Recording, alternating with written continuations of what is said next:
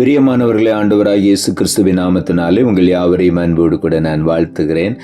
ஆண்டவர் கிருபையாய் நமக்கு கொடுத்த இந்த புதிய நாளுக்காக முதலாவது நாம் ஆண்டவருக்கு நன்றி சொல்லுவோம்.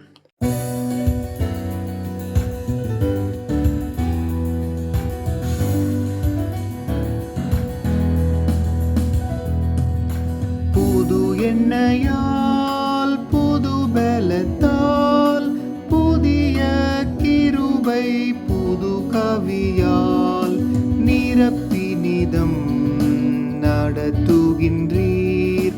நூதன சாலேமில் சேர்த்திடுவீர். நிரப்பி நிதம் நடத்துகின்றீர். நூதன சாலேமில் சேர்த்திடுவீர். பாதம் பணிந்தேன் என்னாலும் துதியே. உம்மை அன்றி யாரை பாடுவேன்? ஏசையா உந்தன் அன்பு உள்ளம் பொங்குதே. ஏசையா உந்தன் அன்பு உள்ளம் பொங்குதே. இந்த நாளுக்கு இந்த ஆண்டவர் கொடுக்கிற ஒரு வார்த்தை சங்கீதங்களின் புஸ்தகம் 92வது சங்கீதம் 10வது வசனம். சங்கீதம் 92:10. என் கொம்பை காண்டாமிருகத்தின் கொம்பை போல உயர்த்துவீர். புது எண்ணெயால் அபிஷேகம் பண்ணப்படுகிறேன். இந்த நாளில் நம் ஒவ்வொருவரையும் பார்த்து ஆண்டவருடைய வார்த்தை சொல்லுகிறது, நம்முடைய கொம்பை ஆண்டவர் காண்டாமிருகத்தின் கொம்பை போல உயர்த்துகிற தேவனற்று. ஆகவே நம்முடைய வாழ்க்கையில ஆண்டவர் உயர்வுகளை தருகிற தேவன். சத்துருக்கள் நடுவிலே நம்முடைய தலையை உயர்த்துகிற தேவன், நம்முடைய கொம்பை உயர்த்துகிற தேவன் என்று வேதம் சொல்லுகிறது. காண்டாமிருகத்தின் கொம்பை போல உறுதியாக மேன்மையாக உயர்த்தி மகிமைப்படுகிற தேவன் நம்முடைய தேவன். ஆகவே நாம் உள்ளத்தின் ஆழத்திலிருந்து ஆண்டவருக்கு நன்றி சொல்லுவோம்.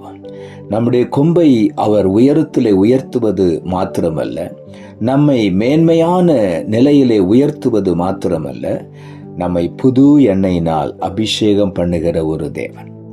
ஆண்டவர் கொடுக்கிற அபிஷேகம் நம்முடைய வாழ்க்கையில ஒரு பலனை கொண்டு வருகிறது. அந்த அபிஷேகம் நுகங்களை உடைக்கிறது. ஆகவே ஆண்டவருடைய சமூகத்தில் காத்திருந்த அந்த அபிஷேகத்தை நாம் பெற்றுக்கொள்ளும் பொழுது அது புது எண்ணெயாய் நம்ம மேலே ஆண்டவர் ஊற்றுகிறார். அந்த எண்ணெயால் அபிஷேகம் பண்ணப்படும் பொழுது நாம் பலனடைகிறோம். வேதம் சொல்லுகிறது, பரிசுத்த ஆவியானவர் நம்மிடத்தில் வரும் பொழுது நாம் பலன் அடைகிறோம் என்று. ஆகவே இந்த உன்னத பலன் நம்மை நிரப்பும் பொழுது நம்முடைய கொம்பு காண்டாமிருகத்தின் கொம்பை போல உயர்கிறது. நம்முடைய வாழ்க்கையை ஆண்டவர் மேன்மையாக உயர்த்தி ஆசீர்வதிக்கிற தேவனாயிருக்கிறார். ஆகவே இன்றைக்கு நம்மை உயரத்திலே உயர்த்தி மேன்மைப்படுத்தும்படி ஆண்டவர் சித்தம் கொண்டிருக்கிறபடியினாலே இந்த நாளிலே நம்மோடு கூட ஆண்டவர் பேசிக் கொண்டிருக்கிறார். உன்னை நான் மேன்மைப்படுத்தி உயர்த்துவேன் என்று சொல்லுகிறார். புது எண்ணெயினால் உன்னை அபிஷேகம் பண்ணுவேன் என்று. சங்கீதங்களின் புஸ்தகம் 89ஆம் சங்கீதம் 17வது வசனம் இப்படியாய் சொல்லுகிறது, நீரே அவர்கள் பலத்தின் மகிமையாயிருக்கிறீர். உம்முடைய தயவினால் எங்கள் கொம்பு உயர். அவர்கள் பலத்தின் மகிமை நீர்தான் ஆண்டவரே. கர்த்தருடைய மகிமைதான் ஒவ்வொருவரையும் பலப்படுத்துகிறது. அந்த மகிமையின் ஆவியானவர் நம்ம மேல இறங்கி வரும் பொழுது நாம் பலனடைகிறோம்.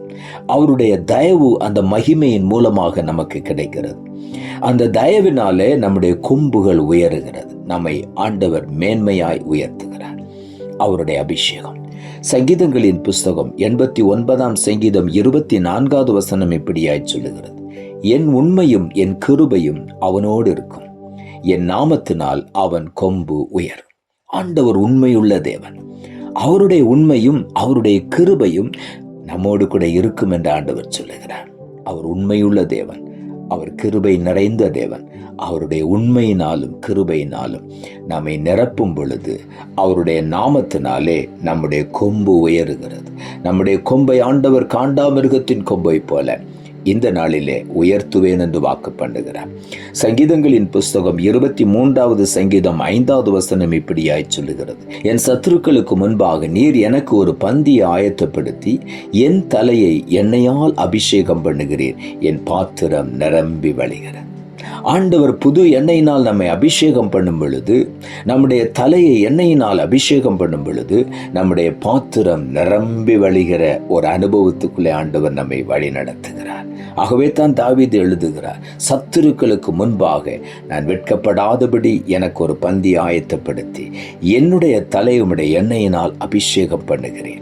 என் பாத்திரம் எப்பொழுதும் நிரம்பி வழிந்து கொண்டே இருக்கும். நம்முடைய வாழ்க்கையை ஆண்டவர் நிரப்பி ஆசீர்வதிக்கிற தேவனாயிருக்கிறார். நிரம்பி வழிகிற அனுபவத்தை இன்றைக்கு ஆண்டவர் தருவேன் என்று வாக்கு பண்ணுகிறார். நாம் ஒருபோதும் குறைவுபட மாட்டோம், நிரம்பி வழிவோம், மற்றவர்களுக்கும் நாம் ஆசீர்வாதமாய் இருப்போம் என்பதுதான் இந்த நிரம்பி வழிகிற ஒரு அனுபவம். அப்படிப்பட்ட அனுபவத்தை ஆண்டவர் நமக்கு தரப்போகிறார். யாத்ராகம புஸ்தகம் 27ஆம் அதிகாரம் 20ஆம் வசனம் இப்படியாய் சொல்லுகிறது, குத்து விளக்கு எப்பொழுதும் எரிந்து கொண்டிருக்கும்படி இடித்து பிழிந்த தெளிவான எண்ணெயை உன்னிடத்தில் கொண்டு வரும்படி இஸ்ரவேல் புத்திரருக்கு கட்டளையிடுவாயாக என்று இங்கே எழுதப்பட்டிருக்கிறது. இடித்து பிழிந்த ஒலிவை எண்ணெய், தெளிவான ஒலிவை எண்ணெயை ஒவ்வொரு நாளும் ஜனங்கள் கொண்டு வர வேண்டும் என்று அது ஒரு கட்டளையாக கொடுக்கப்பட்டது.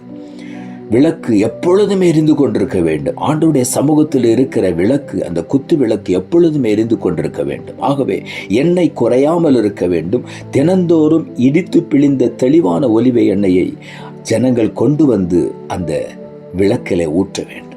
அது இஸ்ரவேல் புத்தருக்கு கொடுக்கப்பட்ட கட்டளை. இன்றைக்கு நம்முடைய வாழ்க்கையிலும் கூட நாம் எரிந்து பிரகாசிக்க வேண்டும், மற்றவர்களுக்கு ஒளி கொடுக்க வேண்டுமானால், ஆண்டவர் நம்முடைய கொம்பை உயர்த்த வேண்டுமானால், நாம் ஒவ்வொரு நாளும் புது எண்ணெயினாலே நாம் அபிஷேகம் பண்ணப்பட வேண்டும். ஆகவே தான் ஆண்டவர் சொல்லுகிறார், புது எண்ணெயினால் அபிஷேகம் பண்ணப்படுகிறேன் என்று. நாம் அப்படி அபிஷேகம் பண்ணப்படும் பொழுது நம்முடைய கொம்பு உயரும், நம்மை ஆண்டவர் மேன்மையாய் உயர்த்துவார். அபிஷேகம்தான் ஒரு மனிதனுடைய வாழ்க்கையில உயர்வை கொண்டு வருகிறது. ஆகவே உள்ளத்தின் ஆழத்திலிருந்து ஆண்டவருடைய சமூகத்தில் நாம் நன்றி சொல்லி அவருடைய சமூகத்தில் காத்திருந்து அந்த அபிஷேக எண்ணெயை பெற்றுக்கொள்வோம். நம்முடைய கொம்பு உயரும், ஆண்டவர் நம்மை மேன்மையாய் உயர்த்துவார். நாம் ஜெபிப்போம். அன்புள்ள ஆண்டவரே, கிருபையாய் நீர் கொடுத்த இந்த புதிய நாளுக்காய் மறுபடியும் உமக்கு நன்றி செலுத்துகிறோம்.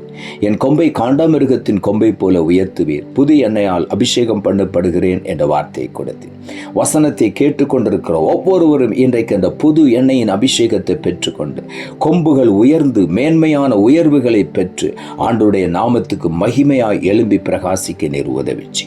நீர் அப்படி செய்கிறபடினாலும் உமக்கு நன்றி. ஒவ்வொரு நாளும் புது எண்ணெயை ஊற்றி திரிய அவியாமல் எப்பொழுதும் எரிந்து பிரகாசிக்கிற ஒரு அனுபவத்தில் ஒவ்வொருவரையும் இந்த நாளில் என்னை நடத்துகிறபடியினாலும் உமக்கு நன்றி. இன்றைக்கு மாத்திரமல்ல, என்றென்றும் பிரகாசிக்கிற ஒரு விளக்காக, மங்கி போகாத ஒரு விளக்காக ஒவ்வொருடைய வாழ்க்கையும் பிரகாசிக்க போகிறபடியினாலும் உமக்கு நன்றி. நீர் அப்படி செய்கிறபடியினாலும் உமக்கு நன்றி. தாழ்த்துகிறோம். இரட்சகர் இயேசுவின் நாமத்தில் ஜெபிக்கிறோம் நல்ல பிதாவே, ஆமென்.